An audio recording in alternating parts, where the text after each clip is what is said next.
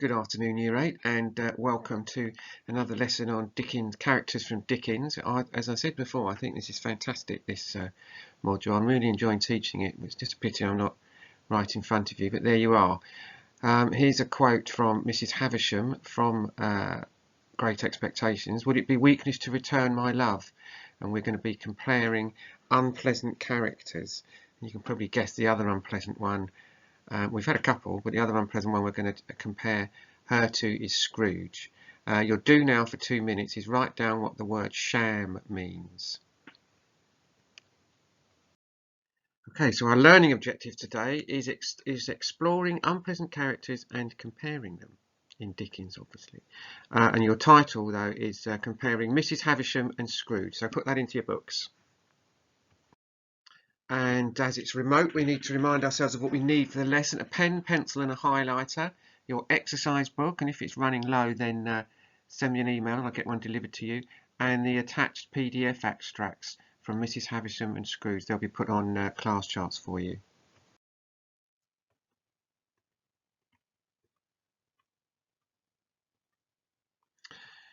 The word sham means a thing that isn't what it seems, something that's bogus or false, or falsely presenting something as the truth. Today we're going to meet a character called Miss Havisham from Great Expectations, and as with a lot of Dickens's characters, not all of them but a lot, there's a lot in the name. Havisham is having is a sham. In describing her, Dickens presents a portrait of a woman who has wealth but not love. Miss Havisham was jilted on her wedding day. Jilted just means she turned up to get married and her fiancé didn't. As a result, she has become a bitter and unpleasant character. A portrait of Miss Havisham, just to give a little bit of background. When Pip is still a small child, Miss Havisham, a rich, eccentric lady, employs him as a playmate for her adopted ward Estella. That just means her adopted child. Miss Havisham was jilted at the altar, and although it happened years in the past, she remains fixed in a moment in time that was her greatest moment of hope and pain.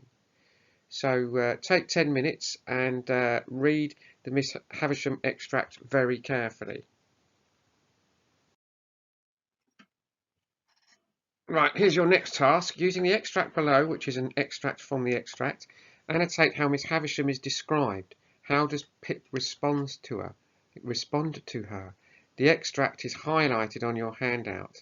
The part of it you need to focus on is highlighted on the handout you've got. It was not in the first few moments that I saw all these things, though I saw more of them in the first few moments than might be supposed. But I saw that everything within my view which ought to be white had been white long ago, and had lost its lustre, and was faded and yellow. I saw that the bride within the bridal dress had withered like the dress, and like the flowers had no brightness left but the brightness of her sunken eyes. I saw that the dress had been put upon the rounded figure of a young woman, and that the figure upon which it now hung loose had shrunk to skin and bone. Once I had been taken to see some ghastly waxwork at the fair, resembling I know not what impossible personage lying in state. Once I had been taken to one of our old Marsh churches to see a skeleton in the ashes of a rich dress that had been dug out of a vault under the church pavement. Now waxwork and skeleton seemed to have dark eyes that moved and looked at me. I should have cried out if I could. Now your task, as I've said, and as it says there, is to annotate how Miss Havisham is described. How does Pip respond to her? So pick 2 or 3 bits of the extract where Miss Havisham is described, write the quote down, and then write next to it how you think Pip is going to react to that.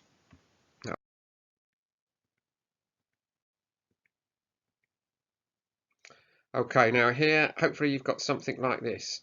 You've got a quote, which you've copied into your book, and then after it, you've got the effect it would have on the reader, or on the effect it's having on Pip, because he's essentially responding to this scene. So, for example, everything within my view which ought to be white had been white long ago, and had lost its lustre, and was faded and yellow. And then in bold you can see there is a sense of decay in the room, a lack of life. Then the next one, withered like the dress and like the flowers, and had no brightness left but the brightness of her sunken eyes. Withered has connotations of death and weakness. Figure upon which it now hung loose had shrunk to skin and bone. It's almost skeletal. So all these So you've got the effects that they have been created by these quotes, and the impact they would have on Pip. So hopefully you've got something like that. Right, for all his orphans and nice people, Scrooge has a whole gallery of not nice people. There's normally good reasons for their not niceness, as there is in life, but nevertheless, they're not very nice. In today's lesson, we're going to learn about two of them. We're going to compare two of them, Miss Havisham and Scrooge. Now, we know a bit about Scrooge. We know a little bit about Miss Havisham now. And the task at the end is going to be to compare them, which is a thing you're going to send to me. Okay, how does Dickens present unpleasant characters? That's what we're going to be doing. We're going to be comparing Miss Havisham and Scrooge. You're going to be using your notes on Miss Havisham from today's lesson and your notes on Scrooge from week 1 to build an answer to this question. Your task, which will take 10 minutes before starting, is please read the extracts for comparison on your handout. So I'll put the Scrooge thing and the Miss Havisham thing on the attached sheet for you to compare. We have I'll start that again. Task 10 minutes before starting. Please read the extracts for comparison on your handout. We have read and made notes on them already, so you may want to revisit these. So look back at your notes on Scrooge. You also might want to jot down any comparisons as annotations.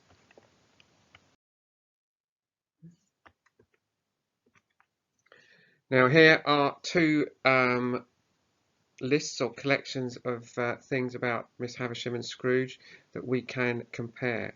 So on the left there, look, everything within my view, which ought to be white, had been white long ago and had lost its lustre and was faded and yellow. There is a sense of decay in the room, lack of life. So, and then on Scrooge's side, look, squeezing, wrenching, grasping, scraping, clutching, covetous old sinner. All words suggesting that Scrooge takes the things he wants, even if it belongs to somebody else. The list emphasises just how ruthless and selfish Scrooge is. You would be comparing those two things about the characters. So just read those for now. You don't need to do anything other than read them. Now you've got all your notes collected up as per the previous slide. You can group them into things that are comparable. So on the left-hand side here, we've got extremes of weather such as wind, falling snow, heaviest rail, sleet, to emphasise that Scrooge's cold countenance is unchanging regardless of what is going on around him. It is a way for Dickens to show that Scrooge has a lack of care for his surroundings because he is so self-absorbed that no wind that blew was bitterer than he. It further conveys his selfish and unfeeling nature. And then that you can link that with, from Miss Havisham, everything within my view which ought to be white had been white long ago and had lost its lustre and was faded and yellow.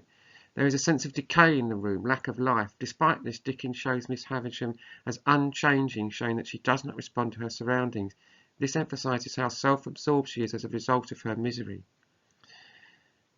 Both of the characters in those two selected quotes are indifferent to their surroundings. They never change.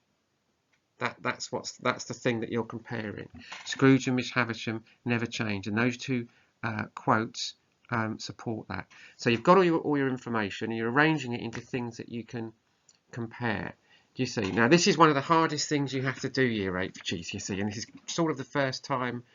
Well, it's not the first time, but it's not. You haven't done it very many times, and it's like all of English. It's a skill, so it's going to seem a bit clunky at first, and you're going to struggle with it. But the key is that you have a go at it, because, as I always said, and I think I probably said to you in the classroom, David Beckham is very good at free kicks. Taking free kicks is a skill. I can take a free kick, but not as well as he can because he's practiced them. So what you're doing here, this comparison is practicing, right? So you may not be able to do it at all at first. You may run up and trip over the ball and fall on your face. It doesn't matter. The key is that you get up and have another go and keep going. This is skills-based English. So practice is how you get better at skills. So have a go at it. That's just a little speech regarding this. You've got nothing to do relating to this slide, but when we get to the task at the end. How does Dickens present unpleasant characters? That's the task. Using the notes you've collected, put together a comparative paragraph. You should follow the steps on the following slides pausing as you complete. There are 8 steps in total, so I'm going to go through them now. Introduction. You would write something like, in both extracts, Dickens presents Scrooge and Miss Havisham as whatever it is you want to say. Or you could say Dickens uses, metaphor, simile technique in the phrase insert quotation here to present Scrooge as the choice of the word, a word, and then say something, put a quotation in there, suggests, insert connotation or synonym here. This makes the reader. There we are. That's what you do for each of your paragraphs. And then similarly, the connective is very important. You don't need to read all this out. Similarly, you've got 8 slides here, and then you do it again. And then it will look something like this. Dickens presents Scrooge and Miss Havisham as being non-responsive to their environments. In A Christmas Carol, Dickens uses pathetic fallacies such as wind, falling, snow, heaviest rain, hail, sleet, to emphasise that Scrooge's cold countenance is unchanging regardless of what is going on around him. It is a way for Dickens to show that Scrooge has a lack of care for his surroundings because he is so self-absorbed that no wind that blew was bitterer than he. Further conveys his selfish and unfeeling nature to the reader. Similarly, in Great Expectations, Dickens presents Miss Havisham as unchanging by showing that she does not respond to her surroundings. The quote, everything within my view which ought to be white had been white long ago and had lost its lustre and was faded and yellow. The word yellow gives a sense of decay and conveys a lack of life within the room. This emphasises how self-absorbed she is because as a result of her misery she is living in squalor. Both characters are described in a negative fashion because they neglect the environment around them as a result of selfish behaviour. So you need to end up with something like that.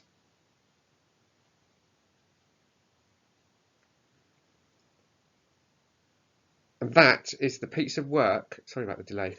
That is the piece of work. That's the thing I want you to send me, Year 8.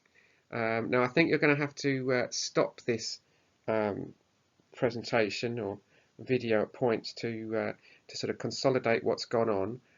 But have a go. I want to see a comparative paragraph like that. That's the thing I want you to upload to Classcharts. As I say, all the work I've been getting onto Classcharts has been fantastic, so keep it coming. This is a challenging thing, this Year 8, so just have a go, Fantastic. I'll speak to you next time.